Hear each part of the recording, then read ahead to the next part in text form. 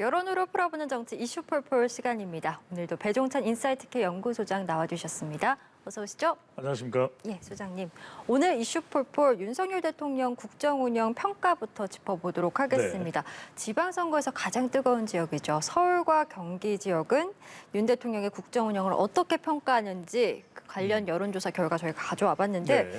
두 지역 모두 긍정적으로 평가하는 게 절반가량으로 나왔습니다. 어떻게 좀 분석하고 계신지. 두 가지를 보셔야 될 것 같아요. 아직까지도 윤석열 대통령의 지지율이 역대 대통령과 비교하면 좀 낮은 편이죠. 네. 그러니까 그게 아직까지도 이런 50% 초반 정도의 윤석열 대통령의 지지율이 대결 구도 또 지방선거를 앞두고 있기 때문에 상당히 좀 긴장감이 감도는 그래서 역대 대통령의 경우에는 임기 초반에 60, 70% 심지어는 김영삼 전 대통령 경우에는 80% 이상이었거든요. 예. 그 정도 고공으로 가지 않은 이유는 대결 구도가 역력하게 아직까지도 유지되고 있다. 그런데 그래도 좀 달라진 건 부정평가예요. 네. 서울을 보면은 31.8%, 경기도는 33%거든요. 그러니까 취임식 이전만 하더라도 대통령에 대한 국정 기대감이 됐든 지지율이 됐든 취임식 이후에 부정평가 그래도 거의 한 40%대 네, 맞아요. 정도 될 정도였잖아요. 기억날 거예요. 그런데 30%대 한 초반 정도까지 내려갔다는 것은 그래도 대통령의 발목을 잡는 요인들이 이유들이 조금씩 그래도 해소가 되고 있다. 대표적인 것이 또 방금 전에 우리가 또 화면으로 소개를 해드리면 청와대. 네. 이은지 아나운서는 청와대 가봤어요?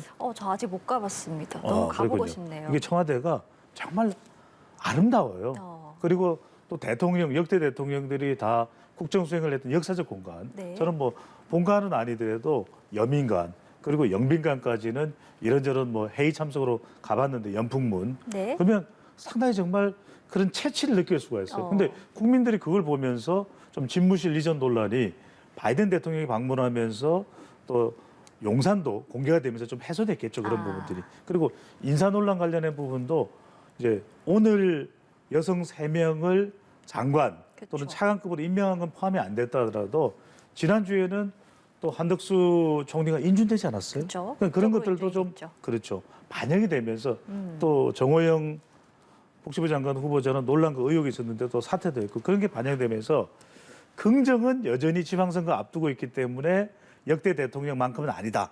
하지만 부정평가는 점점 내려가고 있는 현상으로 나오고 있죠. 예, 여러 논란들이 점차 해소가 되면서 부정평가가 조금은 줄었다라는 분석을 해주셨고 아무래도 지금 가장 관심은 지방선거 아니겠습니까? 그렇죠. 딱 6일밖에 남지 않은 지방선거 여야 모두 막바지 총력전에 지금 한창인데 네. 과연 여론은 이번 지방선거에서 승리할 정당을 누구로 예상을 하고 있을까요? 네. 관련 여론조사 결과 보겠습니다. 서울과 경기 모두 보시는 것처럼 국민의힘이 오차범위 밖에서 크게 앞서 나가고 있는 상황입니다. 민주당이 승리할 것 같다라고 본 답변 서울이 21% 나왔고요. 경기는 한 자릿수입니다. 그렇죠. 여기서도 이제 우리가 두 가지 사실을 발견할 수 있는 것은 뭐냐. 선거에서는 가장 중요한 게 뭡니까? 구도죠. 구도. 아니. 오늘도 좀 잘 되는 것 같습니다. 그러니까 구도예요. 근데 대선 때보다도 더불어민주당은 상황이 지금 나빠졌다. 네. 그렇게 볼 수 있는 거예요. 대선 때는 윤석열 당시 후보, 이재명 후보가 이 정도까지 당선 가능성의 차이가 아니었잖아요. 거의 비등비등했죠. 팽팽했거든요. 그런데 지방선거는 지금 보면은 서울은 국민의힘이 48.6%다. 경기도는 49.6%. 이 이야기는 뭐냐면 당선 가능성을 지금 승리 전망을 묻고 있는 거예요. 네. 그만큼 이 판세와 구도를 본다면 특히 구도 기울어진 운동장이다. 대선 이후에 패배 또 더불어민주당의 덮친 악재 정말 최근에는 박지원 공동위원장을 둘러싼 예. 논란도 있잖아요. 그러니까 뭔가 하나 좋은 호재가 없어요. 악재밖에 없는 거의 악재밖에 없는 그런 더불어민주당의 상황을 설명하는 것이고 여기서 중요한 것은 지방선거는 어떤 투표 성향이 강하다? 무려 평균적으로 예. 7장의 투표용지입니다. 예. 좀 적은 곳은 4장도 있고 보궐선거까지 포함하면 국회의원 보궐선거 보면 8장이에요. 어떤 투표를 많이 한다고 그랬어요? 쭉 투표를 하는 줄 투표를 많이 한다. 그렇군요. 그렇죠. 그러니까 이런 줄 투표를 할 때는 무엇을 보고 기준으로 투표를 하게 되냐면 정당 지지율이거든요. 정당에 대한 선호도죠. 예. 그만큼 선거에 나서는 지방선거는 이번 지방선거의 후보자가 몇 명인지 아십니까? 7천여 명이 돼요. 그러니까 워낙 많다 보니까 누구야? 모른단 말이에요. 예. 그럼 정작 투표소에 가서 7장 왜 이렇게 많아? 이러면 이제 관성적으로 그냥 경향적으로 이게 줄투표를 하는 경우들이 많아요. 예. 교육감 누군지 모르니까. 그러다 보니까 이 지방선거 승리 전망이 이번 지방선거의 경우에는 상당히 기울어져 있다. 물론 그렇다고 해서 우리가 선거 결과가 어떻게 나올지 단정할 수는 없습니다. 그러니까 상당히 더불어민주당은 대선 이후에 어려운 상황에서 지금 선거가 전개되고 있다고 봐야 되겠죠. 예, 그만큼 지지층 결집도 굉장히 중요한 중요합니다. 또 요소이지 않을까라는 생각이 듭니다. 이번에 좀 지역별로 자세히 좀 네. 들어가 보겠습니다. 서울부터 볼게요. 서울시장 후보 지지율 보면 국민의힘의 오세훈 후보가 54.1%, 더불어민주당 송영길 후보보다 오차범위 밖에서 앞서고 있는 상황입니다. 오늘 밤에 이제 서울시장 TV 토론회도 있는데 중요하죠. 지지율 격차가 글쎄 좀처럼 좁혀지진 않는 것 같습니다. 네. 서울은 더불어민주당이 굉장히 이제 힘든 지역이 돼버린 거예요. 예. 그런데 불과 4년 전 2018년 지방선거에서는 서울을 싹쓸이 했었단 그죠? 말이에요. 압승이었죠. 25개 구청장 중에서 서초구를 제외한 24곳이 더불어민주당 차지였어요. 근데 지금 왜 이렇게 변했냐? 이른바 서울은 지난 보궐선거가 고비였던 겁니다. LH 사태 이후에 결과적으로 서울 민심이 확 돌아서 버렸다. 그런데 지금 기본적으로 지난 대선을 기준으로 할 때 31만 표를 윤석열 대통령이 이겼어요. 그러니까 너무 어려운 지역이에요. 네. 더불어민주당으로서는. 그러니까 이른바 우리가 이 서울 판세를 명쾌하게 쉽게 이해를 하시려면 서울에는 지금 대선에서 이긴 서울 지역에서 이긴 윤심이 작동하죠. 예. 여기에는 이번에 당선되면 전대미문의 4선 서울시장이 되는 오세훈 후보 자체의 프리미엄도 있어요. 지난 보궐선거 이후에 오심도 있죠. 예. 여기에도 결정적으로 뭐가 있습니까? 부심. 부동산 뭡니까? 심리. 그렇죠. 부심까지 있거든요. 세 개가 그러니까 선거라는 건 여러분들이 우리 이슈폴폴 애청자들이 보실 때 영향을 미칠 변수가 어느 쪽에 긍정적으로 더 많냐. 그런데 더불어민주당 쪽을 보면 이재명 후보의 영향력도 만만치는 않다고 봐야 되겠죠. 예. 명심. 하지만 지난 대선에서 서울은 윤심이 이겼거든요. 여기에 이제 인천시장까지 역임하고 당대표까지 역임하고 오선 의원 출신의 이 송영길 후보의 저력도 만만치 않습니다. 근데 여기는 따지고 보니까 명심, 좀 약화되어 있는 명심, 그리고 인천시장 아니냐 이런 또 공세까지 받고 있는 송심 정도밖에 없는 거예요. 그러니까 여러 가지 작동되는 변수 자체가 예. 서울은 오 후보 쪽의 어깨에 힘이 실려 있는 변수가 대체적으로 많다. 물론 제가 그래서 오세훈 시장이 당선된 거 그건 모르죠. 선거 결과는 또 뚜껑을 열어봐야 아는 것이기 때문에 그렇지만 전개되는 판세는 서울은 그렇다고 봐야죠. 예. 지금의 여론으로 봤을 때는 민주당에게 서울은 어려운 지역이다라는 분석이시고 그렇다면 그래도 그나마 경기 지역은 민주당이 조금 유리하지 않을까라는 생각이 들었는데 글쎄요 경기도도 그렇진 않은 것 같습니다. 보시면 초박빙 양상입니다. 네. 김은혜 후보 40.6%, 김동연 후보 41% 정말 소수점 하나 차이고 지금 여기에 더해서 무소속 강용석 후보도 꾸준하게 한 자릿수 유지하고 있습니다. 3.1%. 어떻게 분석하시는지 궁금하네요. 경기도가 참 모르겠어요. 그래서 경기도가 대선 2차전이다. 경기도가 중요한 이유는 경기도 이기면 다 이긴 것이다. 경기도 지면 다 진 것이다. 얘기가 나오는 거지. 왜냐하면 이 선거 지금 구도를 보시면은 그대로 대선의 모양새거든요. 네. 윤석열, 이재명, 안철수 이렇게 돼버린 거예요. 그러다 보니까 여기에서 이겨야 된다. 그래서 판세가 계속 엎치락 뒤치락 엎치락 되는 것인데 그러다 보니까 대선 때도 바로 대선 시점으로 돌아가 보면 오늘입니다. 네. 이슈폴폴을 오늘 하기 때문에 중요한 것이었는데 오늘부터 실시되는 여론조사 공표된다 안 된다? 금지되죠. 안 되죠. 예. 바로 이 여론조사 공표 금지 첫날에 윤석열, 안철수의 단판이 이루어졌거든요. 그러니까 지금 아직까지 어떤 소식도 들려오고 있지 않다.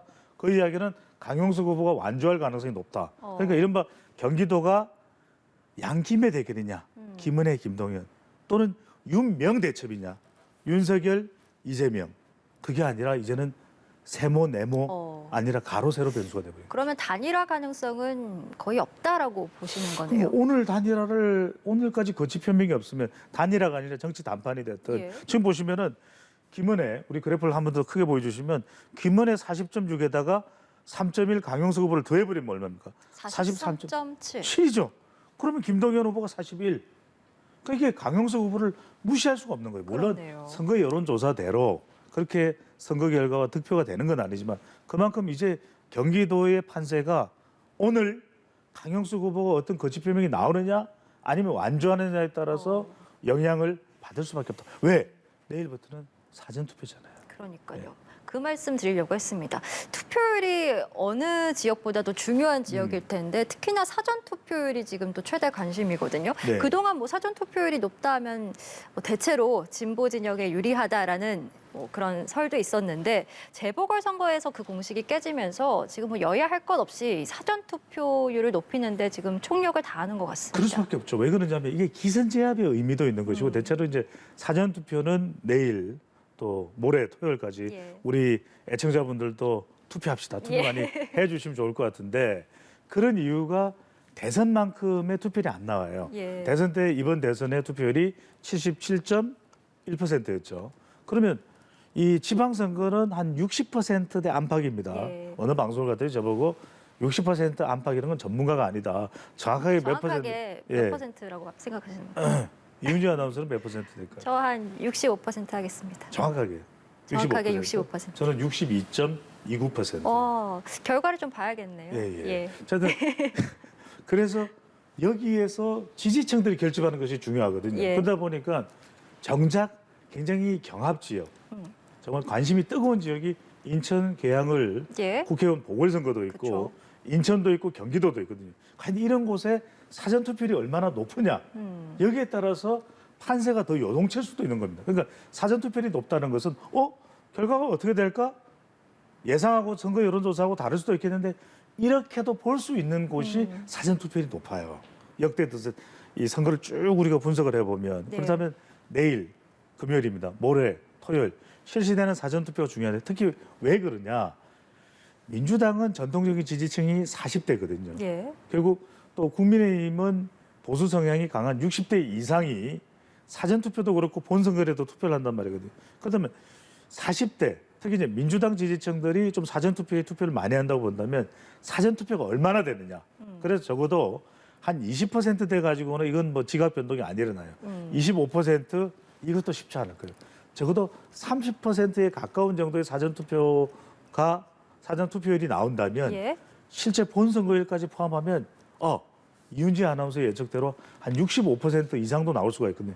그러면 선거 결과가 달라질 가능성도 열리는 것이죠. 예. 사전 투표율 얼마나 나올지 참 기대가 되네요. 네, 예. 65, 62.29%. 예, 꼭 확인해 보도록 네, 하겠습니다. 비장한데요. 제가 좀 이겼으면 좋겠네요, 이번만큼. 예. 그래서 앞서 말씀해 주신 인천 계양을 언급해 네. 주신 만큼 관련 여론조사 결과도 저희 가져와 봤거든요. 네, 조금 최대 더 관심 보시면. 지역이에요. 그러니까요. 최대 관심 지역이에요. 굉장히 초접전입니다. 약간 예상 외의 초접전이라는 평가들이 많긴 한데 그렇죠. 어떻게 보시는지. 그 예상외라는 게 국민의힘 윤영선 후보의 경우 난 그렇게 예상 안 했는데요. 그렇죠. 그렇게 저는 말씀하실 수 있죠. 팽팽할 거라고 생각했어요. 만만치 않아요. 제가 그렇게 생각할 수 있는데 그죠. 일반적인 예상이 그래도 상당히 이재명 후보가 관록의 대선 후보니까. 근데 팽팽합니다. 근데 이 지역에 어떻게 나오느냐도 마찬가지로 지금 여론조사 결과를 보면 40대 이재명, 60대 이상의 윤영선이거든요. 저는 인천 계양으로 누가 결정한다? 인천 계양을요. 인천 계양으로 누가 결정한다? 유권자가 50대입니다. 50대에서 지금 여론조사마다 다르거든요. 그래서 과연 50대가 얼마나 투표하고 어느 후보에게 이제 명이냐, 윤영선이냐 여기에 결정적이고 또 하나는 이번 지방선거의 표심 중에 하나가 여심입니다. 여심. 여성들이 결국 어느 후보 쪽으로 좀 쏠려서 무게를 실으면서 손을 들었느냐. 이번 선거의 최대 격전지는 인천 계양을이고 광역단체장은 경기도입니다. 예, 알겠습니다. 6일밖에 남지 않은 지방선거를 앞두고 마지막 이슈 풀 시간이었거든요. 네. 좀 자세한 분석 감사합니다. 고맙습니다. 예, 지금까지 배종찬 인사이트K 연구소장과 함께했습니다. 오늘 말씀 고맙습니다. 감사합니다.